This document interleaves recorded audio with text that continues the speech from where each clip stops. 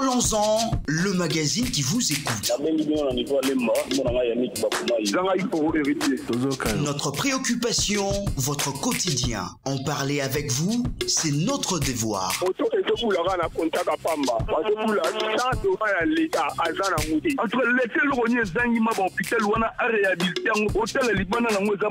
Contactez-nous par mail au parlonsentopcongo@gmail.com. Et je vous appelle depuis le Brésil. Ma décision où la police est au large basé. Et ça va décision mon il y a bien, il faut battre en action, puis il faut pas ça suivre.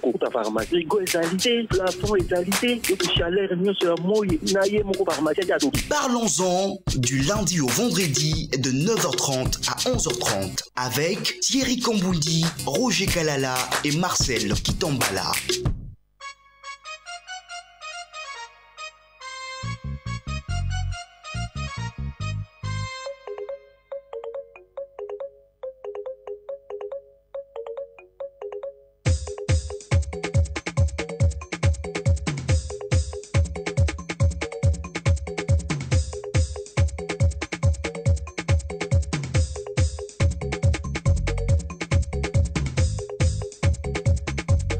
Bonjour à tous et bienvenue dans Parlons-en, fidèles auditeurs, internautes. Bozali Ebele, branché, Nangonga Epo Nakolanda Manaka. Parlons-en, émission à Mikolo na Mikolo, émission à Bisso, émission à Bino, émission à 5 Saraba Congolais, Nyon surtout, pour Yangonde Lobelaro et Talibongo social Yaba Congolais en général. Bandeko Landinga et Marcel Kitambala pour la présentation. Il y a émission à Mokola Lelo. Nazalinga et Mokote, Tozalina Mboka. Freddy Montiri, bonjour et bienvenue dans Parlons-en. Bonjour, Marcel Kitambala. Bonjour, Pena Bandeko Nyon Soba Kolanda Bisso. Merci d'Ankolo pour la faveur, pour la paiement, pour la bolingo, pour la makasi. Tozana morgue té, tozana soins intensifs té, tozali P. Na kati ya makambo ikete katona micro sikobo topesi merci le pomezon est pas naé merci pena ba équipe technique waza rosunga biso tozali na équipe ya FM lelo tozali na Chris Bivula pena Lambongo Pascal mais na YouTube tozali na Pascal Kalambay Dani Zaobi Patrick Mungongo Didi Bisika Théophile Sakweno mende bazali na technique ezala na Matrix kuna P awa na Pigeon. Relation ou les relations, histoire à relation entre la République démocratique du Congo et les États-Unis d'Amérique. Tozako Koba, le 4e chapitre. Merci Nayomo Namboka Tomo Loa Kanandenge Ozai Kolimbate Koya Ko Pesa Biso Maele na Itali histoire Yamboka Nabiso Mbote Nayo. Mbote Mengindeko. Merci du Soussou. Alors, le Kola Bomeseno, Tozon Amon Moke Sima. Histoire, il y a relation entre Mboka na biso na États-Unis d'Amérique. Tokomi wapi. En tout cas, merci Mingindeko. Mbote na bandeko nyonso baza kolanda biso, mais loko eliboso na ngana loba po na vanato banda émission alelo. Mukolo na kotika politique hein na sa l'église nangai na ebi des gens de Freddy Montiri à cause de la parmi équipe ya batei pona moni à maîtriser le banzambe. Donc c'est quoi donc c'est qu'on est mission visuelle. Ah oui. Donc mon aki ndeko tuma luwaka. Eza baka mususu rozobo ya mweza la muka wana. Tout à fait. On a choisi. Obo ya moneki ni. Na ndimi yango na sengonyoso. Merci Mingide. Donc tout mon aki na épisode de Utekoleka. Pourquoi entre autres Patrice Emery Lumumba babomaki. Babomaki pour nanini parce que le 25 août 1961, a président qui réunion moko ya conseil des ministres au yabiso na Congo, na kati ya réunion na tomona ki un épisode passé, gouvernement ya Congo exuit décision et senga lisungi assistance militaire na URSS otokoyeko benga lelo Russie. Tango wana toza na kati ya guerre froide, donc ezali deux camps américains na ba russe baza koyokana te. Donc ezabenda benda bika. Siko Lumumba alobi non tosenga ki ba casque bleu ba ya baye bazo sala loko moko te nga moko na kena États-Unis ko senga aide militaire ba américain ba pesi bisote donc siko to ana choite to senga na Russie. Donc tango Lumumba a sengi aide wana gouvernement na esengi ba komeli président ya Russie atango na URSS nati aka Russie pona bana o bazolanda biso oya lelo URSS ezaki monene koleka Russie. Donc le 3 septembre président ya Russie atango na Poutine atango na kombone zalaki Khrouchtchev. Nikita Khrouchtchev a dû à répondre positivement le 3 septembre 1960. 10 avions et 15 avions Ilyushin, avions transportés de troupes Yaminene et quittés en aéroport Anjili, na 100 camions. Ya pono kosunga armée nationale congolaise na bitumba oyo que Lumumba alingasa la contre-sécession ya Katanga na contre-sécession ya Kasai. Donc tomona kiango wana les 3 ba russe ba komi awa le 5 septembre, donc 2 jours après, président Kasavubu, sur pression, Yamindele a limogé Lumumba comme premier ministre. Donc, à Longolier, Tomona Kiangoli Susu, président américain, Tangwana Kombonaye Doug Eisenhower, a pesaki ba instruction claire pour na Lumumba azala neutraliser. Neutraliser wana, toyebite et la kisinini mutura mutura na compréhension na est-ce que neutraliser la kisi bobo maye neutraliser la kisi bolongolé na pouvoir donc voilà interprétation ezalaka mais dans tous les cas tout le monde qui ango na le 17 janvier 1961 Lumumba azali assassiné tango Lumumba akufi mboka na biso na moment tango Lumumba akufi mboka na biso ekomi divisé na biteni mine 4 parties. Chaque partie est un gouvernement nango. Chaque partie est un territoire nango est contrôlé. Chaque partie est une armée nango. Total rapidement biteni mine ndenge Congo et Kabwani na loba tozu indépendance na juin à tozu janvier 6 mois 7 mois après indépendance mboka Kabwani.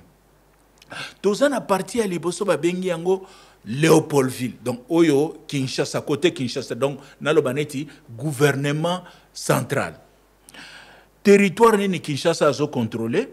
Kinshasa a contrôlé province ya Léopoldville, et Zalaki, Oleleza Bas-Congo, Kinshasa, Bandundu, wana province ya Léopoldville. Kinshasa a contrôlé sous province ya Équateur, le Grand Équateur, et puis Kinshasa a contrôlé une partie à Kasai. On a un territoire Kinshasa a contrôlé. Un peu genre ouest, quoi. Ouest, voilà la partie ouest. Nani aza mokonzi a partie wana ezali Joseph Kasavubu. Nde mokonzi. Premier ministre naye babengi Joseph Ileo. Armée nango. Ileo Sungwam. Voilà. Armée na bango babengi ANC Mobutu. Commandant armée ezali colonel Joseph Désiré Mobutu. Wana eteni ya Congo ya liboso. Naloba parti ya président Kasavubu. Eteni ya mibale babengi yango ya Stanleyville to Kisangani. Gizenga Hermango a proclamé yango comme République libre du Congo. Ezo contrôler ba territoire neni. Gizenga na batunaye bazo contrôler province orientale na Kivu na ndambu muke ya Katanga. Donc la partie est. Autorité à parti wana na otiko lobango ezali Antoine Gizenga. Armée naye ba bengi yango ANC Lundula. Armée wana uti wapi? Ezali ba soda nyonso o bazalaki na 3e groupement, le to benga ba région militaire. To zone de défense, ça correspond plus na ba zone de défense. Donc ba soda nyonso bazalaki na zone de défense wana Victor Lundula a récupéré yango a tiango sous autorité ya Gizenga. Donc, 2e partie ya mboka yango wana. Toke sikoyo na 3e eteni ya mboka, babengi yango eteni ya Stanleyville. Oyo ekomaki état indépendant du Katanga. Territoire nango ezali territoire ya Katanga ya lelo grosso modo.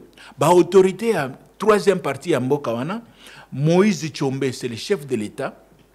Godefroy Munongo, ministre intérieur. Armée na bango babengi yango gendarmerie katangaise. commandant ya armée wana Major Guy Weber azalaki belge. Donc eza ba soda oyo Tshombe a recruté, a formé na ba mercenaire na ye amisaleli armée na ye. Et puis eteni ya Congo ya mine ya suka babengi yango Bakwanga, batu ya Bakwanga. Kombo ya mboka yango État autonome du Sud Kasaï. Territoire nango, ça correspond à peu près na actuelle province ya Kasaï oriental. Wana ndekomaki État autonome du Sud Kasaï. Mikonzi ya mboka wana. Tozali na Albert Kalonji, c'est le chef de l'État. Et puis Joseph Ngalula azali premier ministre naye. Donc voilà armée nango, babengi yango gendarmerie kasaïenne. Commandant ya armée wana un jeune garçon, il y a 22 ans, général Floribert Dinanga. Donc ce que le président Kasavubu a monique mboka et panzani. Alobi bande kotoko iko continuer boete. Tozaba congolais, il faut to solo là. Voilà pourquoi le président de la République, Joseph Kasavubu, va initier série à table ronde. À l'époque, on a table ronde, mais le lot, c'est l'équivalent à dialogue. Donc, 4 dialogues, Oyo, président Kasavubu. Tous en 1961. Donc, une année après indépendance. 7 mois. 7 mois, donc ce n'est même pas une année. Oui, 7 mois après. Le 30 juin, on n'est même pas encore le 30 juin 1961. Exactement. Ah, Congo. Donc, président Kasavubu va organiser des rencontres de réconciliation. Il y a Liboso Babengi Ango, table ronde de Léopoldville. Et Salami Awa du 25 janvier au 16 février 1961. Batu ya Kisangani Bayete, Ponanini. Au moni ebandi 25 janvier, 16 février. Kisangani Bayete Ponanini, Antoine Gizenga a posé comme condition, nga avant na dialogue à Léopoldville, table ronde à Léopoldville, il faut libérer Lumumba. Parce que le 25 janvier, wana sango ya liwa ya Lumumba nanu yebanite. Lumumba annonce ya liwa na eko salama na Godefroid Munongo na mois ya février. Donc na janvier batu ba éviter que Lumumba se akufi. Donc Antoine Gizenga zo senga nga avana ya bo libérer Lumumba. Et puis Tshombe batu ya Elisabethville bakoya pena table ronde à Kinshasa te pona nini Tshombe alingi table ronde na esalama na Lubumbashi. Donc dialogue esalami batu ya Kisangani baete batu ya Lubumbashi baete le 9 février dialogue esili président Kasavubu va mettre un terme dans le collège des commissaires généraux à la mission Nabino esili il est aussi koyo reprendre Makambu et puis voilà comment le collège des commissaires généraux esili qui après première table ronde, il y a Léopoldville.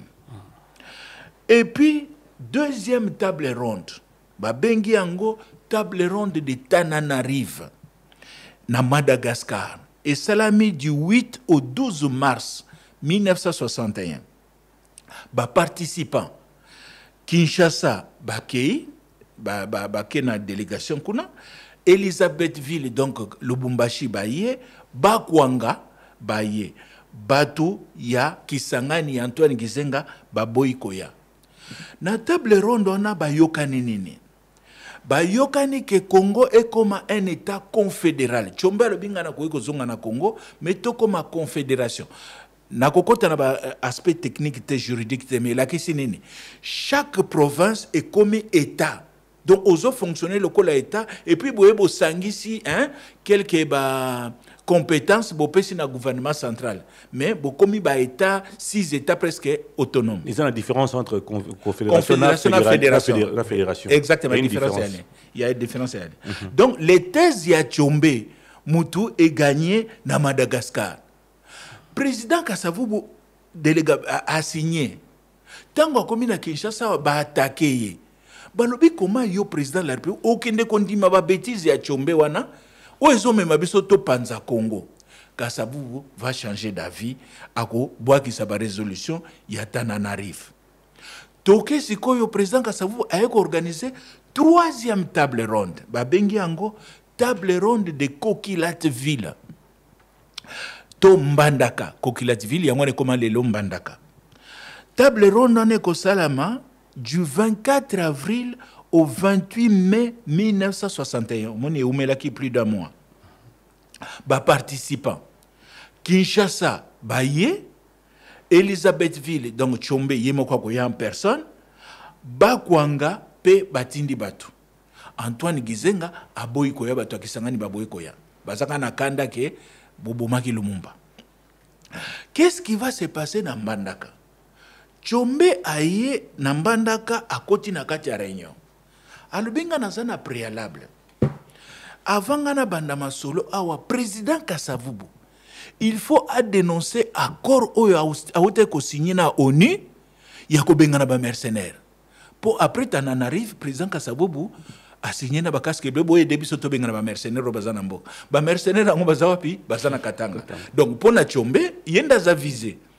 Alobina osenga na président Kasavubu so alingi to sola na kimia arrête a renoncé à dénoncer accord wana. Président Kasavubu abima kamba dénoncer accord yate. Ah, Tchombe alobi OK, namoni bolingi to solo late, Tchombe a telemi.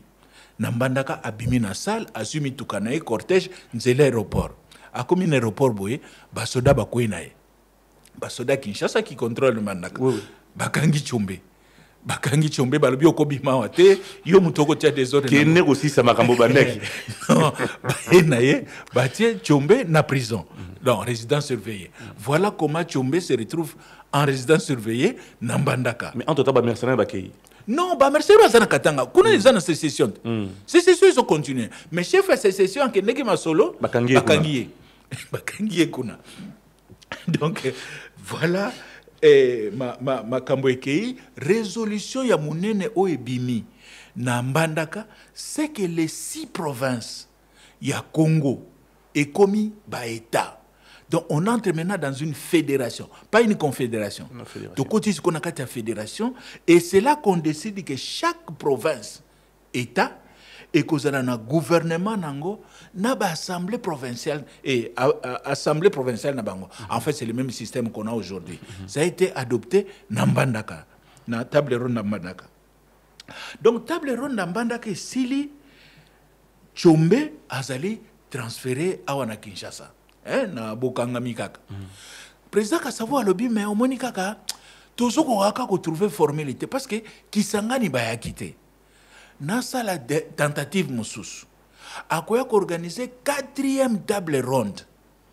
Awa na Kinshasa ba bengi yango conclave de l'Ovanium. Viens ça na patience. Ya osaranate. Ba Congo Luzitu. Depuis ba Congo Sombote. Oui. Luzitu. Aiko ça la conclave de l'Ovanium. Et ça l'a mis en Kinshasa le 22 juillet au 2 août 1961. Pourquoi ba bengo conclave de l'Ovanium? Parce que ba député ya ba courant nyonso, ba délégué nyonso, ba kangi bango na université à Kinshasa. Université à Kinshasa ezali sécurisé na ba casque bleu.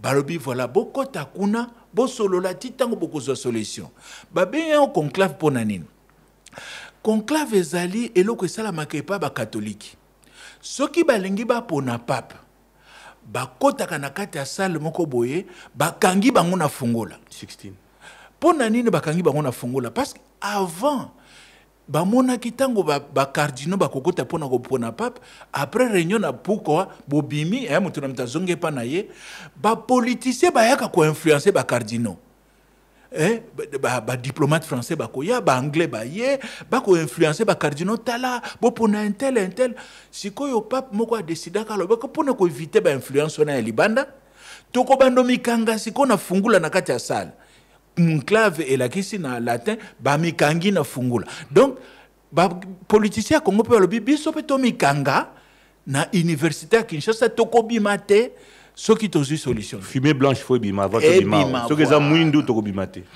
Et justement Antoine Gizenga pour la première fois andimi ko participer na table ronde au conclave ya Lovani. De la prison ou du Katanga? Non, Antoine Gizenga lui il était il a Kisangani, OK, je confonds avec Tchombe.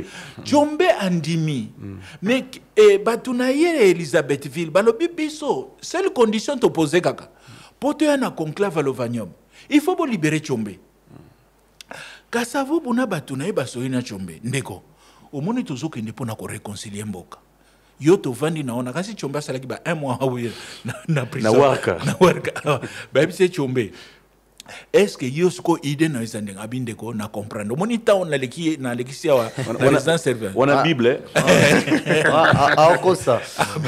na comprendre na méditer hein makambo wana ifo esila soki to libéré otiki makambo sa abino ndeko so bo libéré nga kaka na lapi na ke kuna na expliquer bana maike eza masolo moko mabe to tika ba bêtise wana Nzoka te lokuta. Tshombe ba libéré le 22 juin azui avion azongi na Katanga dès qu'il a commis un aéroport boy point de presse a continué ses sessions alors bah forcer qui ngana n'importe quoi donc voilà comment batu ya Katanga bakoya na conclave ya Lovanium te conclave ya Lovanium et salami et ko tinda réconciliation nabiteni mine okungwe katanaki Kinshasa Kisangani na Mbujimai bakonga yango na Mbujimai ba se réconcilier ba réunifier territoire et puis ba ekopona premier ministre ya sika bazui mutu moko ya société civile syndicaliste moko boye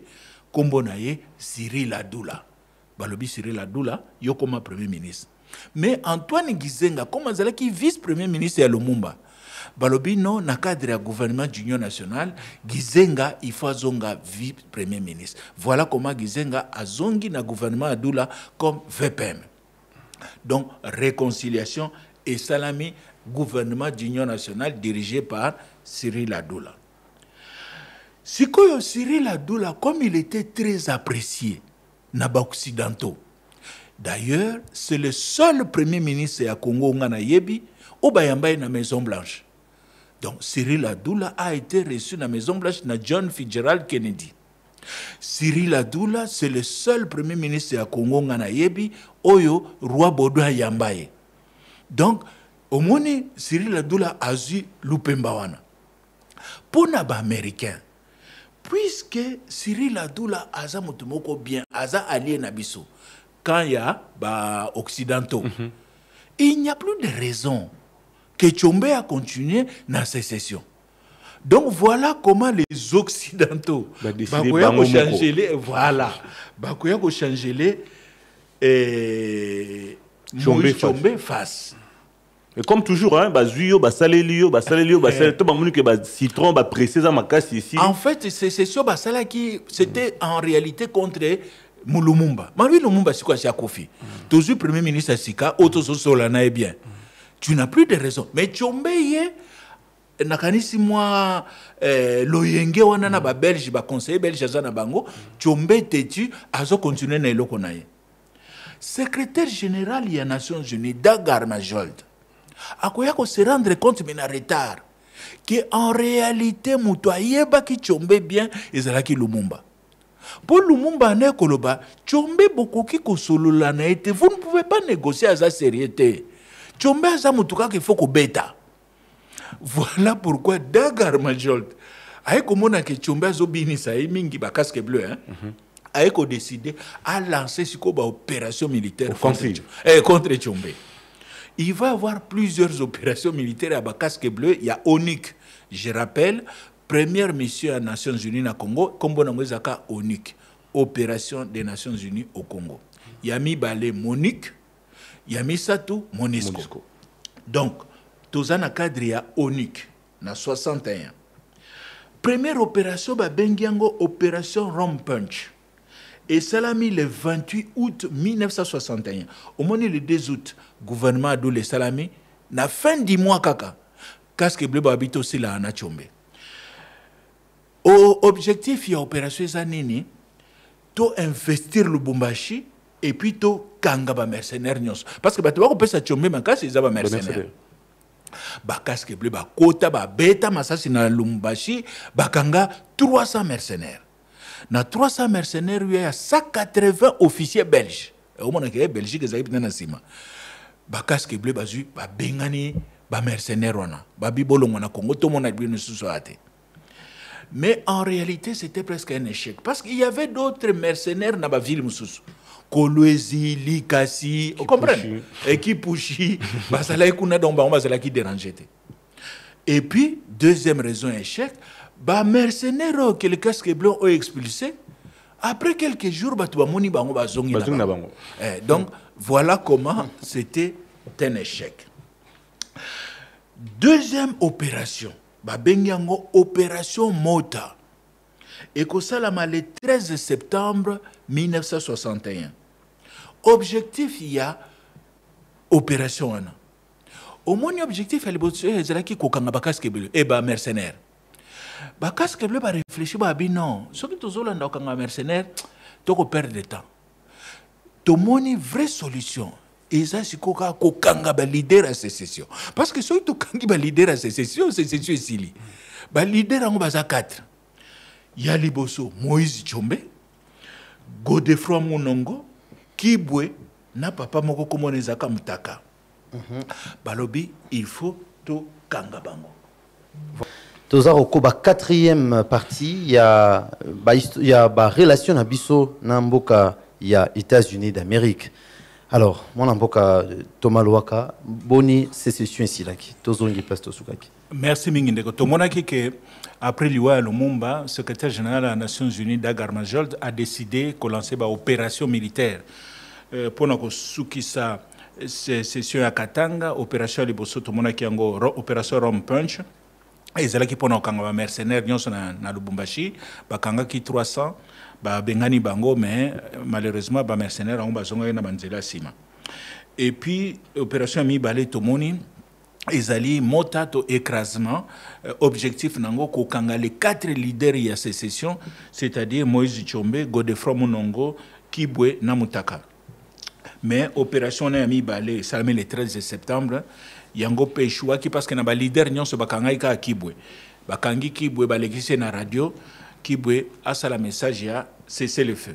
Kibwe a sa le message mais quelques temps après Tshombe moko aleki na radio pour na ko contredire Kibwe. Alobino, ces sessions allaient continuer. Après des opérations dans les Nations Unies ont échoué. Le secrétaire général des Nations Unies a dit non, quand même, et que la malade na solana na Tshombe. Na solana Tshombe en tête à tête. À Linginini. Yangoana, basu rendez-vous. Secrétaire général des Nations Unies, Moïse Tshombe, basu rendez-vous.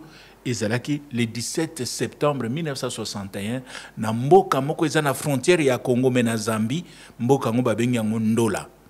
Donc le secrétaire général na Tshombe bayokani bakuta na Zambie na frontière wana. Et puis secrétaire général a décollé à wana Kinshasa le 17 wana na 17h abanu kokende Ndola. Tshombe a commis déjà sur place na aéroport na Ndola na Zambie na batunaye azozela na aéroport secrétaire général a quitté. Bamoni na minuit 10 0h10 avion secrétaire général est commis et l'équipe bango likolo aéroport bakanise gake ko sala tour pour ya ozonga aya ko kita. Oh mais depuis secrétaire général le kaki azonga alisute. Tshombe a dit bon peut-être que a changé avis hein. A okitana alisute toke na biso. Tshombe na batu na yeba matimi tuka bakei. Lobi na tongo sangwe ko yeba na keno secrétaire avia secrétaire général nzoka tango eleka kiona ekende ko kweya. Eke okwei secrétaire général akufi na batu nyonso bazali na kati avion. Bakufi, il y avait un seul survivant garde de corps moko secrétaire général de Abikaki. Donc voilà comment. C'était un accident naturel ou non, justement, polémique et Zalakala dessus, il y a beaucoup de thèses. Thèse, il y a les bossos assez rapidement. Avion de chasse, il y a Tshombe, Motu et Beta qui avion, et quoi ici en gros. Donc, thèse, il y a les bossos, thèse, il y a mis balai. Et Zalaki assassinat, Nakati, parce que, comme on a parmi Batubakufa qui Nakati avion, papa Moko Zalaki wana, na teni ya ba casque bleu. Tango secrétaire général a quitté awana Kinshasa, mutuango amatela ki awana Kinshasa na via secrétaire général. Délégation utaki New York na secrétaire général. Bakanisi aza mutu ya ONUC ya Kinshasa. Bato ya Kinshasa bakanisi aza mutu ayaki na secrétaire général. Donc le type là est monté dans la confusion là na kati avion. Est-ce que yenda boma secrétaire général ndebimisi mobulu na kati avion? Parce que mon équipe ba garde de corps et secrétaire général mususu ba kufaki bazaki na masasi. Donc bitombe bimangi na kati avion. Est-ce qu'il a été donc voilà. Il y a d'ailleurs un très bon livre, ils ont assassiné Mr. H. Donc, tu continues, voilà comment secrétaire général, il y a Nations Unies, a confié un dossier à Congo. Yende tatango to pesa kombo na pont o le baki mokolona ma kelele soko uti magasin kitambo poko na Gombe na Monjiba wana place wana parenthèse et comme on dirait en fer, c'est-à-dire que so komi wana faut au sambela ba maria lo sako belé en embouteillage au sakanate. Donc voilà comment secrétaire général a confié. Siko 3 mois après le secrétaire général, nouveau secrétaire général à ONU Azaka Birman, Bata Birmanie, comme on est Yutant. Yutant na président Kennedy, balobi non makambo ya Tshombe umeli mingi, balancer 3e opération. Opération Ango Bitumbe Bimina Katanga kuna pona aussi sa sécession. Tshombe akoya ko senga non, il faut to solo là, bakei na Kitona, oboka les accords de Kitona. Tshombe ako signé accord moko ya ko zongisa Kongo na Katanga na premier ministre Cyril Adoula. Accord à Kitone Salami le 20 décembre 1961. Wana sous pression, il y a des Américains sur Tshombe, donc Andimi Kozongisa, Katanga na Congo. Mais malheureusement, Tshombe a continué à kobini sabato. A komema bino na gauche, a zongi bino na droite et tout. Yango wana opération à Souka. Le président américain John Fitzgerald Kennedy a lobby trop c'est trop tout royo penza sikoyo il faut aussi lisa rébellion à Tshombe wan to sécession à Tshombe yango na ba américain ba ko pesa ba équipement na ba casque bleu suédois et parce que daga major azaka suédois donc ba casque bleu ming ba yaki ba zepe ba suédois donc voilà na ba indien ba ko pesa ngomba matériel sikoyo tout royo Nations Unies ko Pelisa moto na Katanga, donc moto na niveau l'écolo, opération est bandit le 24 décembre 1962, moto l'équi tellement le 14 janvier 1964, non, 3 semaines après, ba ministre Katangé, ba comme les ministres affaires étrangères il y a Belgique, comme on a eu SPAC, ba lobby, nous sommes prêts à proclamer devant le monde que la sécession katangaise était terminée. Voilà comment sécession. Donc bazali prêt il y a quoi bisa kuloba na mokili mobimba que sécession katangaise et Sili. Voilà comment sécession à Katanga et Sili ba casque bleu ba reprendre le contrôle ya Katanga, gouvernement ya Kinshasa a ekotinda représentant spécial kuna na Katanga tozaki les 14, les 15, Union minière Gécamine. Gécamine, nous avons financé ces sessions parce que Gécamine est fout à taxe et pas à Tshombe. Gécamine est à Kinshasa, par quoi qu'on signe un accord dans le gouvernement qui désormais la recette na bango nyonso et au à Kinshasa, on peut s'être sous la rebelle. Voilà comment ces sessions il y a Katanga et Sili grâce à l'implication il y a des Américains. Na insisté pour nini parce que na okapé ba bilenge mingi balobaka ba américains balingi balkanisation il y a Congo et tout. C'est les Américains qui ont mis un terme en 1963 na balkanisation à Congo. Tango va neutraliser ces sessions à Katanga. Une autre parenthèse quand même, rapidement. En 2012, Barack Obama a payé, il n'y a pas que Makambo continue et insécurité à niveau à Est, c'est que Makambo a nyonso. Et si là, et puis si là qui. Tout à fait. Donc quelque part, sauf que les Américains, la balkanisation, on se trompe un tout petit peu. Exactement. Ils ont erreur mouramouké. Exactement. Tout le monde qui a une création à Congo, les Américains bazalaki, réunification à Congo contre la sécession katangaise, les Américains sont là. Et en 2012, avec Barack Obama, les sous-sous, ils sont là. Mais entre-temps, quand même, sur le plan politique, il faut quand même dire que les Américains, Bazali, de part et d'autre. C'est-à-dire que, Nakoto, Barack Obama, Congo, Bazali, Nakoto, pouvoir central, Bazali, mais ils jouent à quel jeu? Ah, je ne sais pas. Okay. Donc voilà comment balkanisation à Congo est souki en 1963. Tshombe tango eloko na esili Tshombe asali nini akimimboka ake exil na Espagne ake kofana en Espagne. Mais comme makambo ya Congo esila totalement te. Comme toujours. Sécession esili na janvier 1963. En septembre 1963, président Kasavubu akangi parlement. à dissoudre le Parlement. Tant que le président a dissoudre le Parlement, quelques députés na ba cadre ba lumumbiste balobi non biso kondi mamakambo to e comme dictature biso tozongi zamba yango wana un député ya lumumbiste comme on a Christophe Boigny azaki ministre intérieur à Lumumba baké na Braza ba créer le comme ba benyango CNL Conseil national de libération et puis Boigny akozo ba cadre na mi balé na Lumumba na Brazzaville wana atindi bango na est baké no banda bitumba yango wana na mois ya avril 1964 ba cadre mi balé à CNL moko kombo na Laurent Désiré Kabila mosusu kombo na Gaston Soumaïli ba ebi na kombo Soumialo ba bandi rébellion na est na 1964 en quelques mois ba rebelle ba ko occupé territoire munene à est kuna naloba nord Katanga Kivu province orientale pour nini bazuango facilement parce que ba rebelle population benga ba mai mai nde origine oyo ka phénomène mai mai pour nini ba benga mai mai parce que population est remarqué tant bazo bunda bazo yemba mai mulele mai mulele et où tu as pu banganga na bango parce que caractéristique ya basimba comme on a bango officiel les basimba les lions chaque unité zaki na nganga nango do banganga bakata bango banzoloko bango melisa bango bakisi bango sopela bango mai et puis banganga bazoyebisa bango moko tant boke na attaque ceux qui besoin attaquer il faut boyemba ka mai mulele mai pona nini parce que basoda Mobutu tant beta bino basasi lisasi soki zioka na nzoto boye e komi mai mbala mo tant yozo yemba wana e baluki komi mai donc e oboma binote voilà ce qui fait que basoda Mobutu tant ba moni bazo beta batu masasi batu bazo banga te bazoya sangwe tamboli ke bakufaka te bakufaka te donc mitu wana ya invincibilité et tamboli basoda na biso bakomi kokima bitumba voilà comment très rapidement, les rebelles vont récupérer le territoire monene.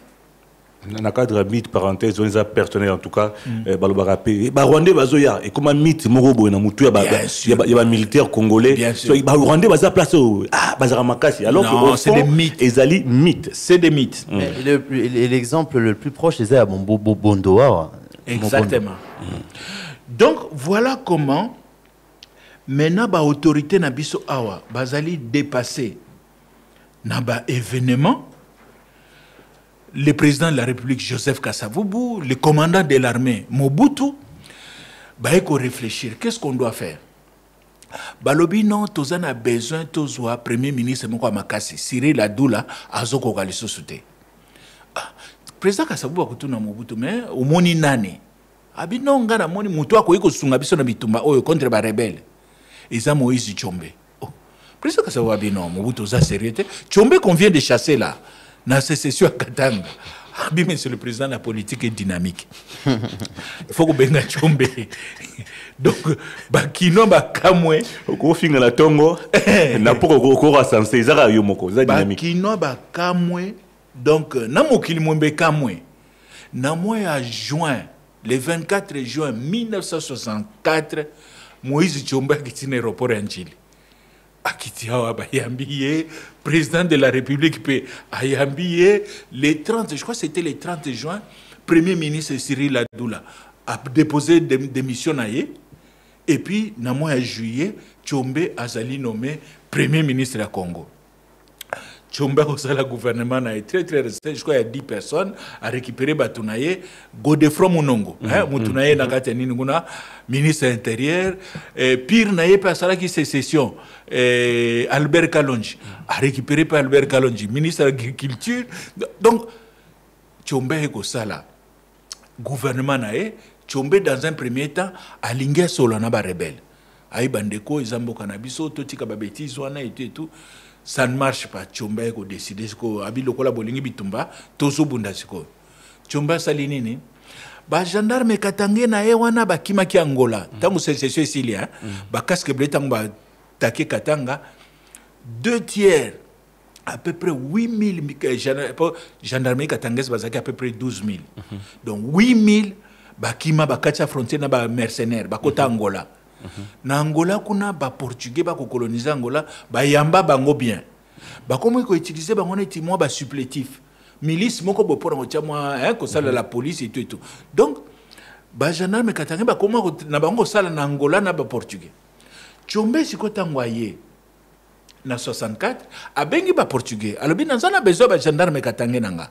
Po na musala ouais musala na premier ministre mokonzi monene. Ba angolais pe ba portugais ba discuter te bazui bazongi si ba gendarme katanga. Siko ba gendarme katanga ba na kombo sika kuna na Angola ba ndeko benga ba diabos. Ba diabos siko bazongi awa. Tchombe pasali nini ba mercenaire na eto azaki na bango ya mindele wana. Ba Jean Scram, ba Bob Denard, ba Mike Wara, ba ngonyonso ba abi bozonga na kin. Sécession abi non zeli sous sécession te. Na mukunja wa turo comme premier ministre comme officiel. Tout le monde la Congo siko. Donc voilà comment ba mercenaire na ba conseiller na ya mindele. Ba débarquer et belé awa Tchomba lo bisiko yo ba jo ba ko vivre ngai. Et puis ba américain puisque ça relation avec les États-Unis, ba américain ba ko tia ba moyen. Ba avion moko de chasse ba na obengo ba T28. Ba T28 ye awa et puis ba américain comme bang moko ba ko s'impliquer te. Ba ke ko so ba pilote ya ba cubain. Mais ba opposant à Fidel Castro ba bengo ba anticastriste. O ba sa na États-Unis kuna. Ba pilote cubain ba kiti awa. Donc CIA pende sali makasi quoi. Voilà comment Bitumbe ko reprendre na Est. Tchomba ko beta ba rebelle. Siko tellement ba rebelle ba comme en difficulté parce que ba diabos ba banga ba kiswana te ba mai mai. État bangote. État li bangote. Donc voilà comment ba diabos na ba mercenaire ba ko beta ba rebelle. Les rebelles maintenant ba sana difficulté parce que capitale na bango zai Kisangani. Oyo mokonzi na bango Christophe Boigné a proclamé qui République populaire du Congo. Donc ça qui République nae. Il est président de la République. Sikoyo ba territoire nyonso Tchomba bandi ko récupérer Boigné lobi no makambo yo suka mabe. Ide moko yelie. Ide ngo nini atindi ba soda na ye. Bokende ko kangela nga ba mindele nyonso o batikala na province orientale. Omoni ba pasteur, ba fermier, ba nini. Na biso ba so ba mindele ba yana ba Kisangani à peu près 2000 personnes. Tchombe akanga bango atindi message sikoyo wana Gwenye Gwenye atindi message na Tchombe na ba mindele o baza sima na yo soki boyeli suko bombarder na ba T28 na bango parce que zo sala ba dégâts soki li susu boye ko bombarder ngai na ko boma ba otage nyonso na zana bango awa. Donc menace ya Gwenye etamboli na mokili mobimba. Gwenye a pris 2000 occidentaux en otage na Kisangani et ba mindele ba paniqué. La plupart des Belges, ba mindele ba paniqué ba lobi, Gwenye est fou. Il peut exécuter sa menace. Tokoti qu'il a tenté. Voilà comment Bakoya a monté 2 opérations combinées. Opération mo babenyango Dragon Rouge, opération Dragon Rouge. Na opération sous opération Homme Gang.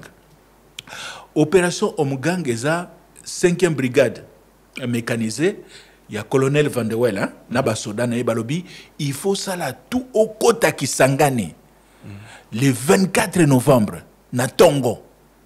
Et le même jour, wana biso tozo boaka à peu près 400 paracommandos belges bako parachuter sur Kisangani. Donc, opération à parachutage, il y a banini, il y a ngona babengi Dragon Rouge. Opération, il y a Van de Wel terrestre, il y a ngona Homme Gang. Ndeko. Na Tongo, il y a le 24 novembre 1964, 14 Américains battiers, Pessi Belge 14 Hercule C-130. Avion de transporter des troupes. 14 avions américains Pessi Belge pour même soda na bango.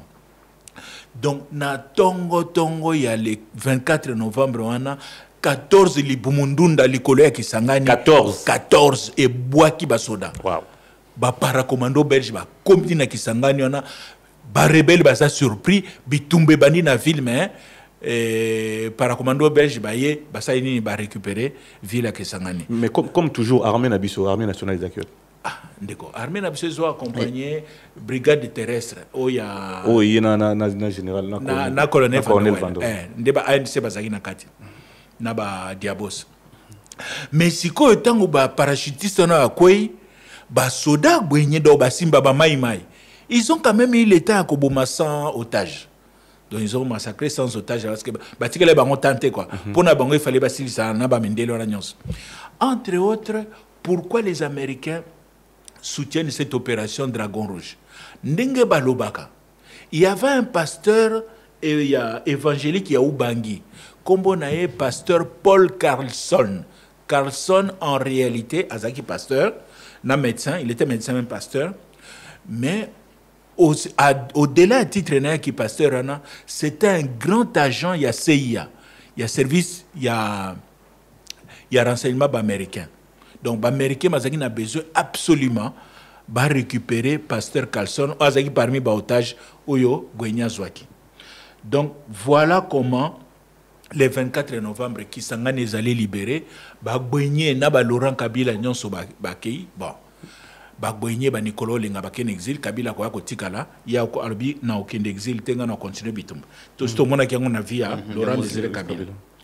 Donc voilà comment les Américains ont contribué na kosili sa rébellion en 1964 ya basimba na est. Sikoyo tokomona point moko important pe lisusu et que vous avez peut-être point na biso ya sukalelo. Coup d'État, quelle est l'implication américaine na coup d'État ya général Mobutu na 1965? Tango Sikoyo Tchombe a pacifié, a réunifié Mboka. C'est Tchombe qui a pacifié et réunifié ce pays. Tango Sikoyo a silisi Makambouana, Moïse Tchombe, gouvernement Moïse Tchombe, est organisé par élections.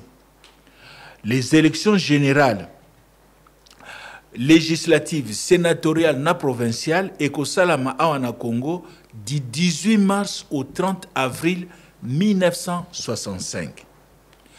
Plateforme ya Moïse Tchombe, Kombo Nango, Konako. Konako et Bimi, première plateforme et gagné l'élection, basui 38 sièges.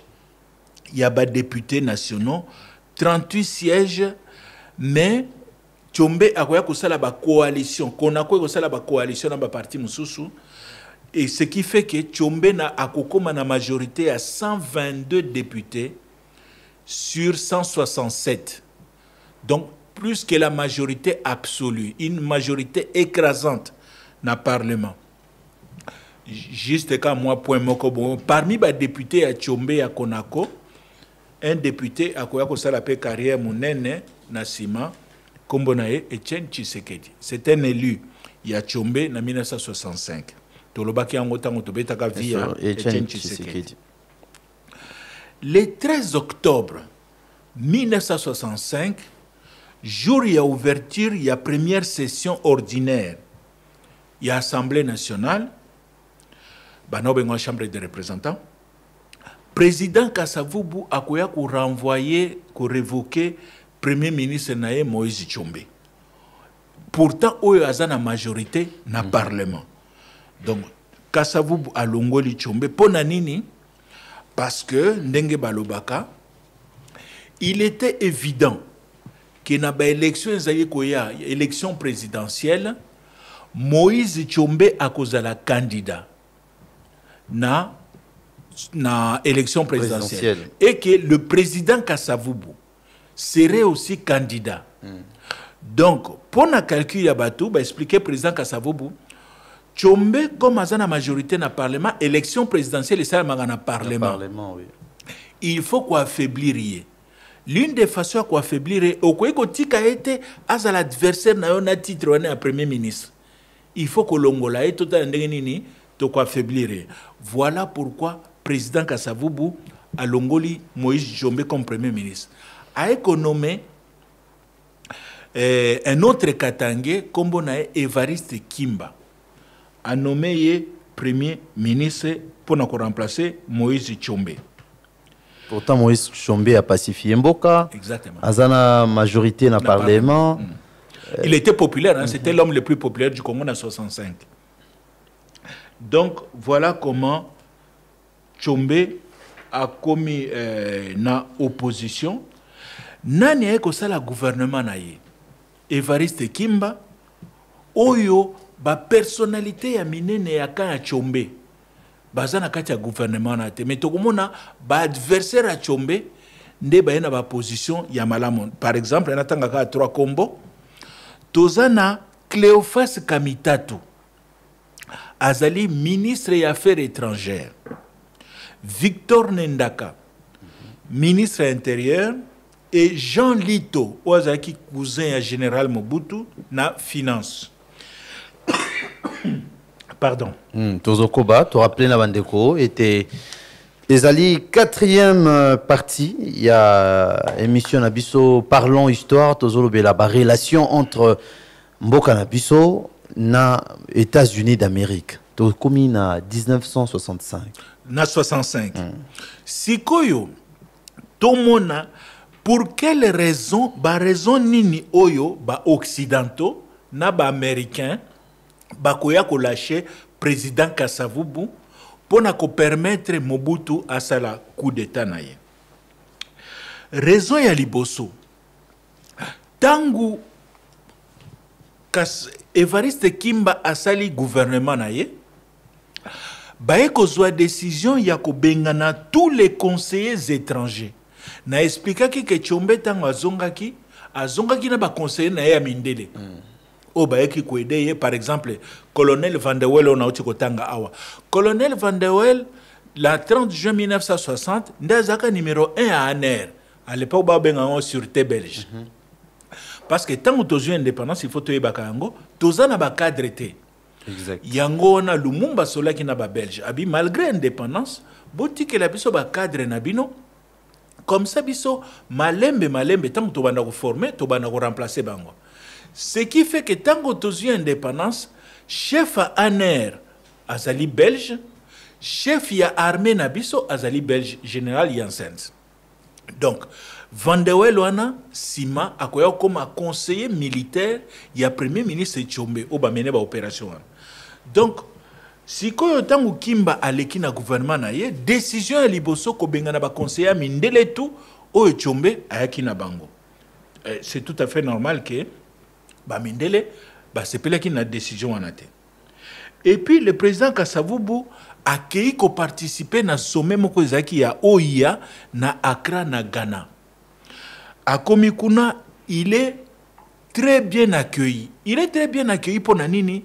Balobi mo Kasavubu yo bando comme panafricaniste ya solo. Pour Nanini, décision mi balé ozui. Yako bengana ba conseiller mindele. Décision ya mi balé. Yako bengana Tshombe. Parce que pour Nabango, les pays africains, Tshombe reste toujours l'assassin de Lumumba. Donc voilà comment tangu Kasavubu a commis na Accra, ba betele maboko akutani na Kwame Nkrumah, ba sololi na Kwame Nkrumah, ba sympathiser. Et Kwame Nkrumah a expliqué que ta la logique na biso ezaboye toboyi néocolonialisme toboyi impérialisme. Wana donc première raison o ba mindele ba ko lâcher président Kasavubu ko bengana ba conseiller. Deuxième raison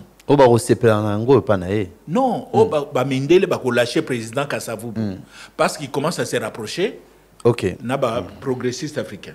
Deuxième raison, na discours na ye na Accra, président Kasavubu semble justement virer à gauche. A commis na politique à non alignement. Il y a Lumumba. Biso tozana à droite té, tozana à gauche té, on comprend. To comme na moi katikati. To comme na moi katikati. Oh, ba mindele ba bi non mais tipo yo a comment la faut que ça fasse na yo bien. Aux anabiso, aux anabiso. Voilà. Troisième décision, raison oyo ba mindele ba ko lâcher président Kasavubu. Na discours na ye na Accra, président Kasavubu a promettre ba président africain tout bazalaki wana. Alors bitango na kozonga na Congo. Nazoki ndeko benga na ba mercenaires nyonso bazana Congo parce que ba président africain balinga makamba ba mercenaires te. Ba betele maboko ba bi tokomina lo Kasavubu ba komi vrai panafricaniste. Sango wana ekomi na Kinshasa. Tango ekomi na Kinshasa awa ce qui va se passer, commandant en chef ya armée na biso, général Mobutu akosala point de presse à contredire chef de l'État. Mobutu alobi nini? Alobi non. Makambo akobengana ba mercenaire ezate. Ba mercenaire basalisi biso pona kozongisa kimia na mboka oyo bakokende mukolo ngonge okoka. Et puis tu rendre bango ba honneur na musala oyo basalisi biso. Donc le chef, le commandant numéro 1 armée a contredire publiquement président de la République. C'est déjà un coup d'État qui ne dit pas son nom. C'est déjà un coup d'État.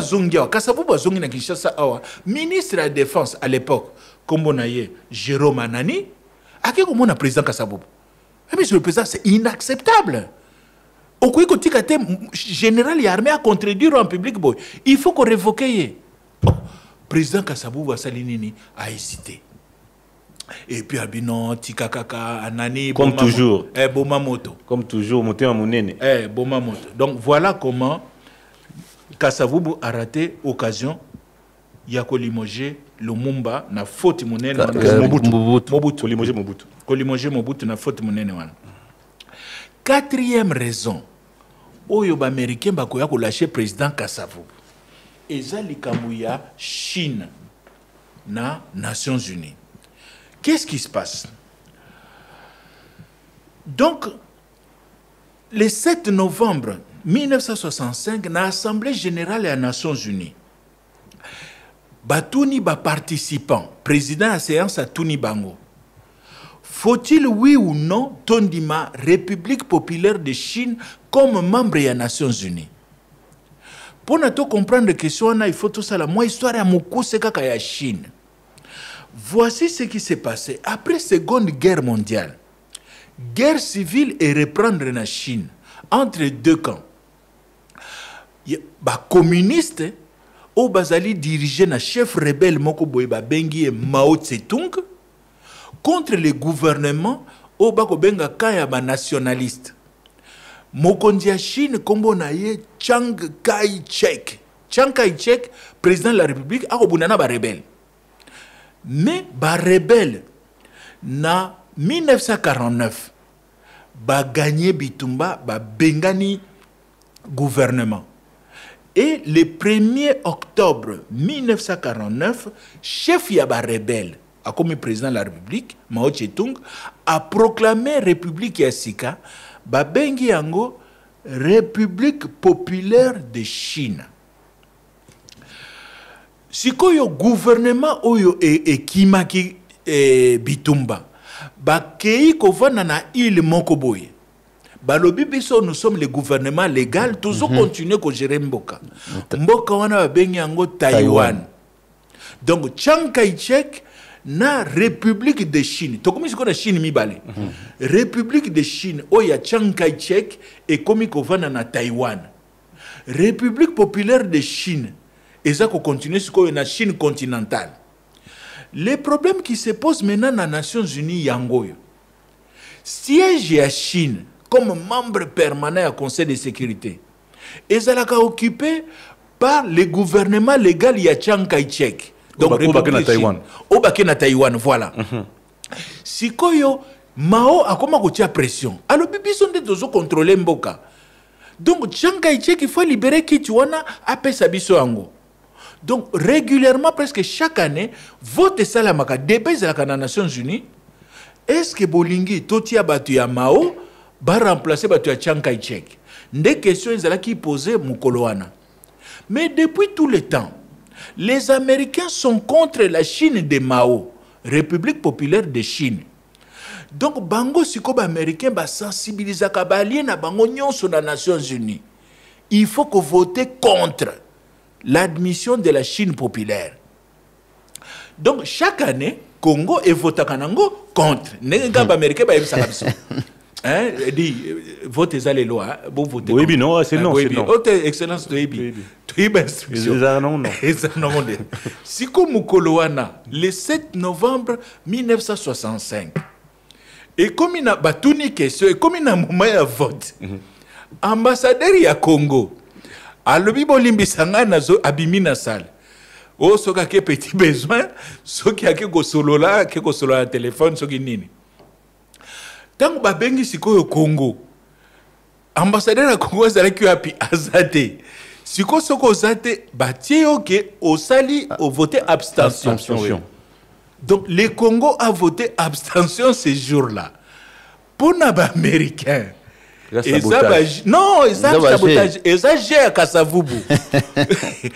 Donc Laura Bassi va montrer un problème déjà donc ils ont continué. Mitif ne va le baga. Mitif ils ont continué. Oh non c'est ça indice. Il y a quoi la kisabiso que Kasavubu a zo lâché biso. Déjà ko benga na ba conseiller Mindele, ko benga na ba mercenaire, a comme un discours à non alignement, vote ambassadeur Abimina Sall, va voter abstention. Voilà les 4 raisons pour les Américains, nous sommes en train de perdre Kasavubu. Donc, azo lâché biso, azo basculé na kamusus. Voilà la raison pour laquelle Bakoya Kopesa fait vert na bango na Mobutu asala coup d'état à l'Angola, président Kasavubu. Sikoyo yangwana le 24 novembre, avant le 24 novembre, tout le monde vote ça le 7 novembre. Mobutu va travailler, va expliquer que schéma ngotala il faut dérouler en ngondengeni. Parce qu'il va préparer déjà. Président Mobutu a komona président Kasavubu. Arbi mokonzi omoni le 24 novembre na lingaki ide moko ela ngai to fêter premier anniversaire ya libération ya Kisangani. Tout le monde qui a parlé commando belge va libérer Kisangani le 24 novembre 1964. Tout comme en 65, Mobutu il faut tout commémorer tout ça la fête il y a une année à libération Kisangani. Président Kasavubu bon méfiance exatée. Oh c'est quoi sengini oh sengi faut inviter ba commander ba grandes unités nyonso oh bazan intérêt ramboka baya awa to fêter na bango. Kasavubu non problème exaté. Après si fait vert Mobutu alexi communiquer na radio ko senga na ba commandant ya ba grandes unités nyonso baya na Kinshasa pour na le 24. Ba commandant pe baye awa ba généraux wana ya ANC baye awa Mobutu asalisi messe ba benga on pa ba catholique Tédéum. Tédéum et salami na Notre-Dame oyo Lingwala. Ba officier nyonso ba wana fête salami pour na commémorer nzamba pesa biso victoire année passée et puis le soir ba se retrouver par Mobutu pour na mois vert quoi. Nde sikoyo pour na mois vert wana Mobutu ko briefer bango masolo. Abili kambo esali awa président zo mema biso na désordre au désordre ndenge nini. Voici les problèmes qui se posaient. Évariste Kimba oyo auti ko remplacer Moïse Tshombe comme premier ministre. Aki na parlement siko po ba investir. Comme Tshombe mutaza na majorité kuna. Indi. Ba député à Tshombe ba bengani Kimba. Donc le premier ministre n'est pas investi. Siko premier ministre a songi débriefing. Le président Kasavubu, Mobutu va les convaincre à renommer Kaka Kimba. A ABC président Kasavubu, tout ce qui va investir, nous allons prendre nos responsabilités. Président Kasavubu a comprendre que Mobutu a neutralisé le Parlement d'Enga Salakango na 60. Justement pour la prise de position à Mobutu wana, le 17 novembre, président Kasavubu a remercié Mobutu grade, a nommé lieutenant général. Donc Mobutu a zana schéma na. Siko tangu président Kasavubu a renommé Kimba. Oh, et comme il se bras de fer, bah député Robi mais tu peux comprendre le message na biso quoi. To boy premier ministre na wana. Azui a nommé les sous. To ko zelaye aya deuxième fois tour yo a kozwata bambata. Donc na moi sikoyo ba député bazo zela Kimba ya pour la deuxième fois, ba yo kaka na radio. Donc le 24 en réalité c'était le 25 novembre. Communiqué les na radio comme quoi le haut commandement bazu pouvoir président Kasavubu Bavandissier Azali sous-président de la République. Voilà la fin de la première République au Isilina Congo et Oumela qui de 1960 à 1965, le 24 novembre, Mobutu a commis chef de l'État avec le soutien du camp occidental. Mambi Matali vote, il y a ONU, mais il semblerait que Ezalaki décision Outaki na Kinshasa et pas un ministre des Affaires étrangères. Oui, justement, on nous a expliqué la question que les gens se posent. Est-ce que le président Kasavubu a payé sa instruction? L'ambassadeur Nabiso na Assemblée générale na New York a voté abstention na vote contre Chine populaire. Non, les informations tous après. C'est le ministre des Affaires étrangères, il y a gouvernement Kimba, comme on est Cléophas Kamitato, qui aurait donné cette instruction à l'ambassadeur parce qu'il y a un des chefs directs. Donc, il y a une façon de sa vie touche. Tant que l'ambassadeur a voté abstention, après, il va expliquer aux Américains que non, tu as la vieille, à PC instruction, à quoi, à voilà comment on a donné les faits verts à Mobutu. Donc, bazo baxé erreur quoi. C'est-à-dire que tout baxé ba mitif, tout baxé ba exactement. Ba incident. Ba to ana ba lâcher. Ba lâcher. Déjà calcul Mobimba. Oui, ça calcule. Donc, sikoyo wana tomoni comment les Américains sont impliqués dans le changement de régime wana. Mais total asiko rapidement moi chapitre mususu ezali bitumba ya Angola. Comment les Américains bakoya ko s'impliquer puis bakomema biso pe na kati ya bitumba Angola wana. Dans les années 60 1960, tout le monde qui est dans les détails, tant que c'est qui la relation RDC-Angola, il y a trois mouvements de libération angolaise alliés à Kinshasa. Il y a l'Iboso Babengiango UPA, Union des populations de l'Angola, et quoi comme FNLA, Front National pour la libération de l'Angola, il y a Holden Roberto et comme FNLA en 1962 à Kinshasa. Dans un deuxième mouvement, Bengango MPLA, Mouvement populaire de libération de l'Angola, il y a Dr Agostino Neto, basé à Kinshasa, awa, mais en 1963, tango pouvoir a changé na Congo-Brazzaville, Alphonse Massamba Deba a remplacé Abbé Philbert Youlou, MPLA na Neto bako décidé baki ne kovana na bango na Congo-Brazza. Et puis, tozana mouvement ya misa tu babengiango UNITA. Et là, qui c'est Union nationale pour l'indépendance totale de l'Angola, il y a Jonas Savimbi. En 1975, à la veille de l'indépendance, il y a Angola, bah portugais, pouvoir à Portugal, et favoriser l'installation de MPLA dans Luanda. Donc, MPLA qui est déjà dans Luanda, par rapport à FNLO, ils sont à Kinshasa, UNITA, ils sont au sud, dans Namibie. Yangoana Sikoyo, Mobutu, soutenu par les Américains. Le problème avec les Américains, c'est Tolingi, comme on a des communistes en Afrique centrale. Pour Nabango, MPLA, c'était un mouvement communiste ou pro-communiste. Donc, MPLA a cause du pouvoir en Angola. La politique, il y a un indignement, il faut le rappeler. Exactement.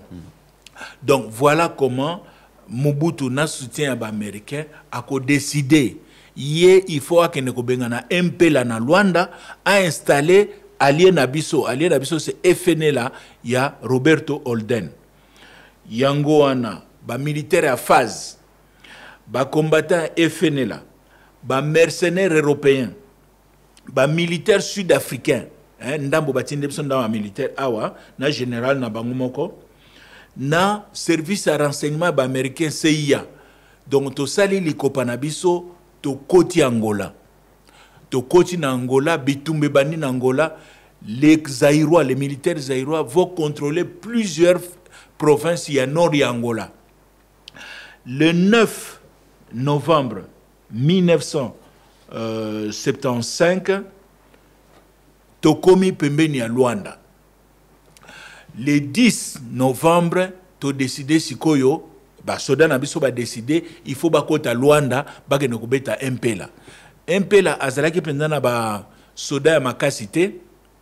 MPLA azalaki na ba soda makasité, ba seul soda bazo sunga bango eza ba gendarme Katangé. Oya Tchombe tangu balongoli Tchombe, ba gendarme Katanga na bazonga ki lisusu Angola. Donc bangonde bazo protéger régime ya MPLA. Siko biso toyebika ke ba gendarme Katanga bazakona tokobeta bango. Ndeko les 10 wana siko tozo avancer pour na koyana kota na Luanda barrage moko salami na Kifangondo ba yipsinga le koma kutu na kati ya Luanda. À l'époque c'était à peu près na libanda ya Luanda. Donc bitumbe bani na Kifangondo, mais la surprise à Kifangondo ezanini ezala ba américain ezala biso ba service de renseignement na biso nzoka tozalaki na information te que Fidel Castro, président de Cuba, asi atindi ba renfort rebelle ya ba Cubain. Siko ba Cubain ngo pona ko attirer attention te. Ole baya na ba bateau na bango na port ya Luanda, nzoka bango bakitaki na Pointe Noire, na Brazza. Wana ndesko basoki ba camion butu bako kota Luanda biso zoye bate. donc na Kifangondo basoda na biso bayebika ke tozokutana na ba gendarme Katange na quelques militaires un peu la tokobeta bango nzoka sikoyo ba cubain nzoka bayaki basi bayena ba minduki ya somo ba orgue de Staline ya ba soviétique wana ba beta biso. Donc vraiment na ndenge ya bunyama ba kanga ba militaire ba photo ezali na internet hein. Oui, soko j'ai vu ça beti na Google. otali kaka obeti Kifangondo bataille de Kifangondo omona ba soldats zairo bazaki fait prisonnier. Soki na Google ou lukango atana Wikipédia soko beti omona ngweze belé. Donc voilà comment to perdre bitumbana Kifangondo le 10 novembre 1975, le 11 novembre Lobinango Agostino Neto a proclamé indépendance ya Angola. Donc indépendance Angola et Salami le 11 novembre, donc le 11 na 11h 11 novembre 11h na 1975. Voilà comment Angola est eu indépendance l'Angola. Si quand on a eu indépendance na 1975, rapport ezamala monté entre Mobutu na Neto, président ya Congo Brazzaville, comme on a eu Marien Ngouabi. À Kolobano Bandeko, il faut quand même beaucoup tana, bo solola, toza famille, oebike, Neto, au Vanda na Kinshasa, ba Congolais ba yambaka yo, donc voilà, il faut tout tika makamba bitumba. Yango wana, le 28 février 1976, Mobutu na Neto bakokutana na Brazzaville sous médiation ya nani commandant Marien Ngouabi. Le 6 janvier 1977, Zaïre est reconnaître officiellement la République populaire d'Angola. Malheureusement, wana le 6 janvier biso to reconnaître 77. Le 8 mars 1977, une colonne ya gendarme Katange et outi na Angola et koti na Congo. Ba ko attaquer Congo, c'est le début au babengaka guerre à 80 jours, to première guerre ya Shaba. Tozali dépassé, Mobutu akosenga lisungi na Libanda, ba Marocain bakoya 1500 Marocains bakoya, ba rebelo bakota ki bazaki à peu près 2000, 1500 Marocains bakoya na ba phase ba beti bango ba zongi. Wana na 77, première guerre à Shaba yango na 77, le 13 mai 1978, une année après, ba gendarme Katange ba lisusu pour la deuxième fois ba eko attaquer, cette fois-ci ba attaquer Kolwezi, ba américain na deuxième guerre à Shaba, les Américains vont s'impliquer, ba couper ça ba moyen logistique, ba avion ba nini na ba belge na ba français, ba militaire belge na ba militaire français, na ba marocain ba koya na deuxième bitumba Shaba yangone ko omelate. Donc pour la deuxième fois les Américains vont sauver, dans la deuxième guerre à Katanga, les Américains vont sauver le régime du maréchal Mobutu en 1978, dans la deuxième guerre à Shaba na Katanga, na kanisi lelo, tokoyiko sukawana pour na ba relation abiso avec les États-Unis. Tikali na chapitre ya suka tokomona prochainement. Merci beaucoup. Chapitre 5. Oui. Merci beaucoup. Rapidement, Torope sa bandeko balandi bao bazana moi mituna ya kotuna invité na biso ko bandeli ya chapitre ti psika otozali na 4e chapitre ye oya zalina mutuna kotuna invité azali koyoka na 085 000 44 40 topé na 089 44 44 471 toyoka ndeko et pas ya Lambongo Pascal. Allô, bonjour. Bonjour, moi, Namoka, papa Marcel Ditambala. Bonjour, papa Freddy Moussiri. Bonjour, Deko. Bonjour, papa Thomas Loas à Los Angeles, moi, papa Mayele. Bonjour, Deko. Professeur la technique, Mbote, les amours, moi, Namoka, papa Radjalo. En tout cas, Naline, papa Marcel, vous n'êtes pas papa Thomas Loas. Avion, hélicoptère, wana. Pendant que ben on libre mundunda pour nani. Bon, en plus, tant papa na biso Kastavu, alongo tant Mobutu à Kotaki. Ye atiti ne comme nazalaki wa pashandaki mbamo mboka ou bien azalaki kaka awa. O mekana ko ça plus basoda o bayi ko bundisa. Basoda na biso na babomaki bango ebele ou bien basoda on ba beta ka ko beta ne papa to maloka. Ati ko ba pona ko chite nangana to kwa na occasion na tuna papa Thomas Louaka lo shendela elaksaka nini. Merci mokolo malamu na bi. Merci beaucoup. Oui, Ndeko Thomas Louaka. Ok, merci Mingindeko.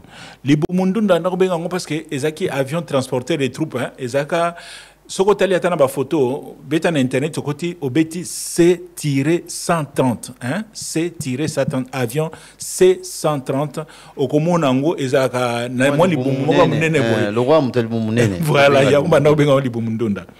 Et président Kasavu Butango alongwe comme président de la République, Bakanga qui est résident surveillé pendant 10 jours na Kanchachi, na ba conditions très difficiles, et puis après bako relégué, to bako confiné na Boma et si kazali ki sous na droit yako zonga na Kinshasa te akokufa kuna na âge ya na 1969 na âge ya 52 ans par manque de soins de santé.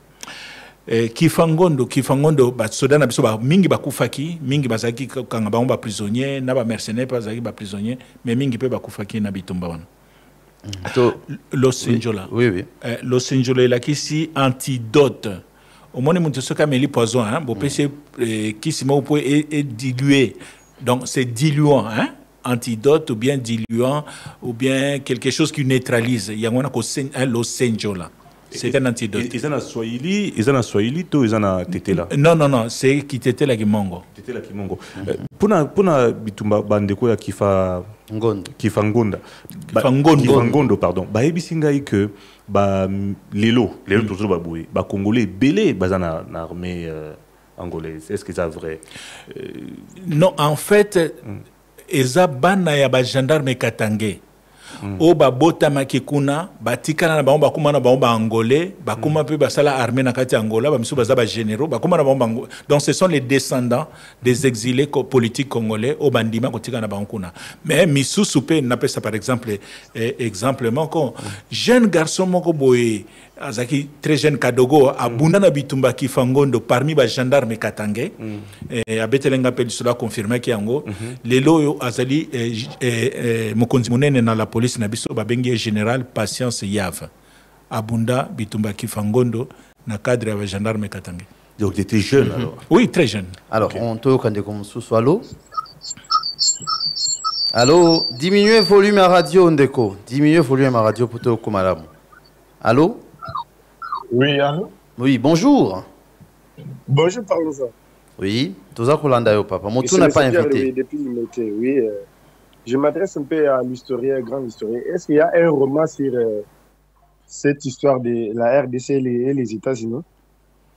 Un roman? Non, livre. Est-ce que livre moi va comment Non. Je vais recherche où il y a Salinda 5. Nazotanga à gauche à droite na ndena tsangisi. Livre exact. À ma connaissance, des recherches personnelles. Ndena sali-moi synthèse.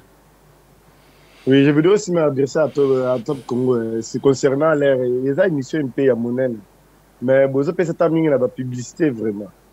Et la rediffusion, il y a toujours un problème sur Parlons. La rediffusion, on ne retrouve pas des heures. Merci beaucoup. C'est noté. Toro Kande Komususu Nanzana Singa. Allô? Bonjour papa Thomas Louaka, bonjour papa Freddy, bonjour papa Marcel. Bonjour maman Viviane, on a reconnaître le Mongolais. Bonjour maman Viviane. Merci. Nalina Nayeba Boye, pourquoi changement ya combo, il y a opération Onic, Monique, na Monisco. Et l'oroni balongoli, to et l'oroni babaxipo, ba changer combo. Deuxième question, rébellion au Basimba Basale na Est. Gouenier, Soumialona, Laurent, Kabila, revendication bango ezaleni. Et puis pour na souki ça, né na landi histoire bien, banda ne bandelti na souka. Ne comprendre que na ebite so ke zape bongo, donc ba américain de ba imposera biso ba président awa na Congo tondeni ponde ba boaki saki Kasavu, ba pesi 4 raisons na bango, o ba boaki sela ki baye kosala fait vert pas Mobutu na coup d'état na et puis Mobutu pe aye koma président de la République ba pesi Mobutu fait vert akoma asala coup d'état akoma président donc ba américain de ba imposa biso ba président awa toté. Merci. Merci beaucoup. Et rapidement, Moutuna Noya Souka, non, maman, bah, impose à Kabiso, tu as deux exemples. Hein. Président Nabiso Liboso, Joseph Kasavubu, Azaraki, a comment qui président après vote, le 24 janvier 1960, dans le Parlement Nabiso. Bah, Congolais de vote, il y avait deux candidats, Joseph Kasavubu, Nabolikango. Donc les Américains n'ont pas imposé. Et puis, exemple, M. Yasuka, président Félix Tshisekedi, a commis président en 2018. Oui. L'Américain n'avait rien à voir. Bon, peut-être tout le influence diplomatique qu'on imposait, mais qu'on influençait, qu'on soutenir. Dans deux cas, on a péci, ni de près ni de loin, les Américains ne sont impliqués. Bon, on va dire en couloir. Diplomatie au monde en hôtel. Dans le sens que, sur le plan officiel, voilà, il y a une influence au fait, en amont comme en aval. Non. À lobby pour le chef de l'État, Joseph Kabila est devenu président de la République. Je n'ai pas vu l'influence américaine tant que Joseph Kabila comme président de la République. Je n'ai pas vu l'influence des Américains pour Joseph Kasavubu. Je n'ai pas vu l'influence des Américains pour Félix Tshisekedi. Bon, tout le monde a voté,